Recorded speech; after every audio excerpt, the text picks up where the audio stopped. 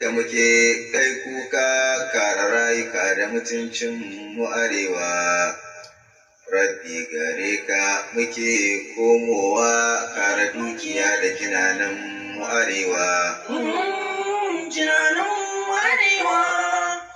Ya Allahu buwayi kare rayuka da dukiyar mu arewa.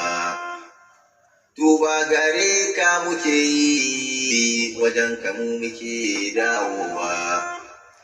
Kuka agunka muke yi ƙarfinmu ya kusan ƙarewa. Roƙonka muke ba shayi domin ko za ka zan yayewa. Jininmu ne ke ta kwarare, rayinmu ne ake ta fitarwa. Fyaɗe ake ta yi ba ware, mazajenmu sai a dinga kashewa. Kisanmu duk ake ba kare, dukiyarmu sai a zan kodewa. Da ƙauyukanmu sun kakkare, jiranenmu za su zan dawowa. Noma a yanzu mun kasa shi da mun fita a zanki kashewa. Kiwo a yanzu mun daina shi, barayin gakar su zo korewa. Bokon a yanzu an karya shi, haramun suke faɗi da kashewa. Duk tattalin mu an karya shi, garuruwan mu an kazan konewa.